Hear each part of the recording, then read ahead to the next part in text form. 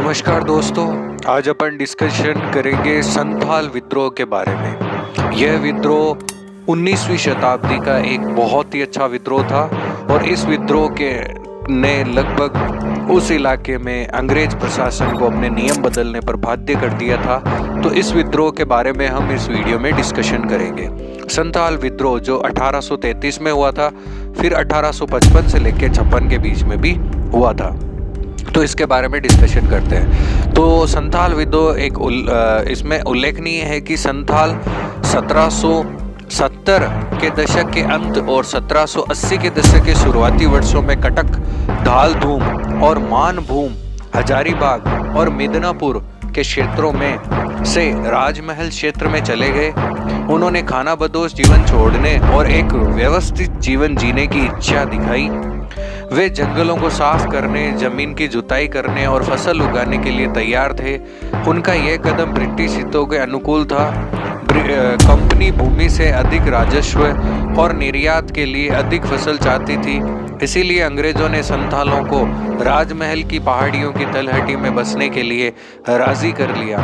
लेकिन इससे संथालों और पहाड़ी जनजातियों के बीच लंबे समय तक शत्रुता बनी रही। इस शत्रुता को कुदाल और हल के बीच की लड़ाई कहा गया। कुदाल पहाड़िया जनजाति का प्रतीक था, जिन्होंने खेती को स्थानांतरित करने में इस उपकरण का प्रयोग किया, और हल संथालों का प्रतीक था, जो उसका उपयोग कृषि को व्यवस्थित करने हेतु करते थे। अंग्रेजों ने 1832 और 33 में दामिन-ए-कोह नाम एक नियम बनाकर दोनों समूहों के बीच समझौता कराया। दामिन-ए-कोह एक फारसी शब्द है जिसका अर्थ होता है स्कर्ट्स या पहाड़ियों का बाहरी किनारा। तलहटी वाली भूमि के एक भाग को संथाल के लिए आरक्षित घोषित किया गया। उन्हें इस क्षेत्र में हल से खेती करने और किसान के रूप में बसने की अनुमति दी गई।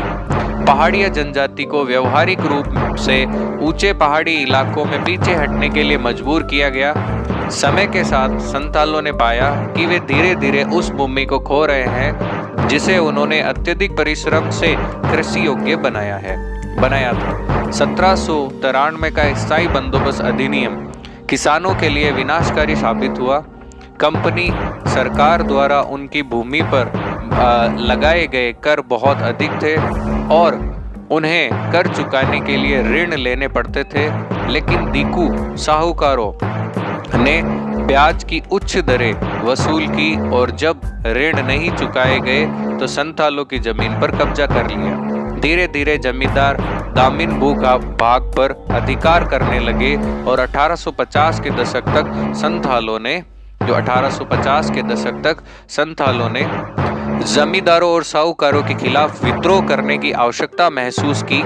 जल्द ही यह विद्रोह ब्रिटिश औपनिवेशिक शासन के विरुद्ध एक आंदोलन में बदल गया। संथालों ने विद्रोह को हूल कहा, जिसका अर्थ मुक्ति के लिए एक आंदोलन। सिद्धू और कान्हू मुर्मू, दो भाई के नेतृत्व में संथालों ने कंपनी शासन के अंत की घोषणा कर दी। भागलपुर तथा राजमहल के बीच के क्षेत्र को स्वायत्त घोषित कर दिया। कहा जाता है कि मुर्मू भाइयों द्वारा अपने आंदोलन के लिए समर्थन जुटाने हेतु अपने दूतों को साल वृक्ष की शाखाओं के साथ गुप्त संवाद के प्रतीक के रूप में संथालों के पास भेजा गया था। सिद्धू और कान्हू की बहनों फुल्लो और झानो मुर्मू ने भी विद्रोह में भाग लिया। माना जाता है कि वे गुप्त रूप से दुश्मन के शिविर में घुस गई और अपनी मृत्यु से पहले उन्होंने कई सैनिकों को मार डाला। अंग्रेजों द्वारा 1856 तक विद्रोह को सख्ती से दबा दिया गया।